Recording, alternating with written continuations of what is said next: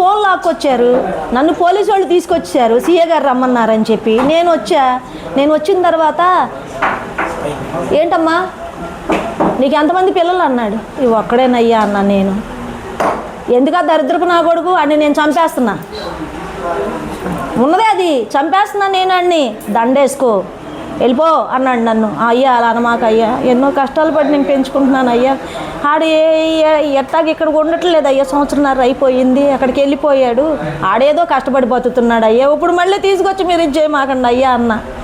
నా ఫోన్ తీసుకొని నా కొడుకుని ఆ నైటే 4-5 వెళ్ళిపోయి జీబులో ఎక్కించుకొని వచ్చి చేతులు వెనక్కి కట్టేసి తీసుకొని వచ్చి నీ ఇష్టం వచ్చినట్టుగా కొడతావా? పోనీ తీసుకొచ్చావు, నేను అన్నిసార్లు వచ్చాను నీ దగ్గరికి, 15 రోజుల పాటు నా ఫోన్ ఇవ్వకుండా ఫోన్లో అన్ని డిలీట్ చేసేసి నా బిడ్డని ఇష్టం వచ్చినట్టు కొట్టి చేతులు ఇంతంత లావునైపోతే పోలీసు వాళ్ళు కలిపి తినిపించి ఇంకొకడు ఎవడోనంట డాక్టరు ఆడి చేత ఏళ్ళు కట్ చేయించాడు, గోల్డ్ కట్ చేపించి ఇష్టం వచ్చినట్టుగా బాది కొట్టి చంపి బాత్రూంలో పెట్టారు శవాన్ని. ఆ శవం తీసుకెళ్ళి తల్లిదండ్రులు అయ్యా ఒక్కసారి చూపించడం నాకు భయం వేస్తుంది అయ్యా అని ఏడ్చి ఆ అశోక్ దగ్గరికి వెళ్ళి అడగండి మీరు కావాలంటే. నేను వెళ్ళి నాకు భయం వేస్తుంది అయ్యా, కొట్టి పడేసినోడు మావాడేనా అన్న. మీ వాడు కాదు అని చెప్పాడు. ఒకసారి చూపించండి అయ్యా, నాకు కళ్ళు కనబడతలేదు, నేను అన్నం తింటలేదని మిమ్మల్ని స్టాఫ్ అందరినీ అడుక్కున్నా, అక్కడే పడి ఉంటున్నా. వచ్చేవాళ్ళు పోయేవాళ్ళు ఏంటి ఈమె ఇక్కడ ఉంది అనుకుంటున్నారు వాళ్ళు. అయినా సరే నాకేమీ చూపించలా. ఫస్ట్ మాత్రం నేను 2-3 సార్లు కుర్రోడిని చూసా, కింద అడుగు పెడుతున్నప్పుడు నాకు భయం వేసింది, నేను కేకలు విన్నాను, వీళ్ళేదో చేస్తున్నారు అనుకొని చెప్పి నాకు భయం వేసి మా అమ్మాయి దగ్గరికి వస్తే కొట్టారు. 2 దెబ్బలు వేస్తారమ్మా, నేను వెళ్తాను, నేను మాట్లాడతాను, నేను కోర్టులో ఉన్నానంది.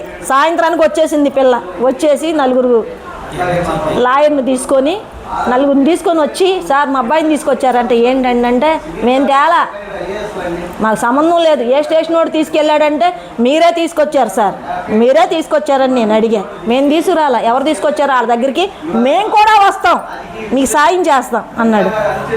మా పిల్లోడి మీద ఏమీ కేసులు లేవు, మేము వేరే చోటకి వెళ్ళాల్సిన అవసరం లేదు, మేము ఎందుకు వెళ్ళాలయ్యా, మీరే తీసుకొచ్చారని అమౌంట్ల దగ్గర అందరూ చెప్పారు.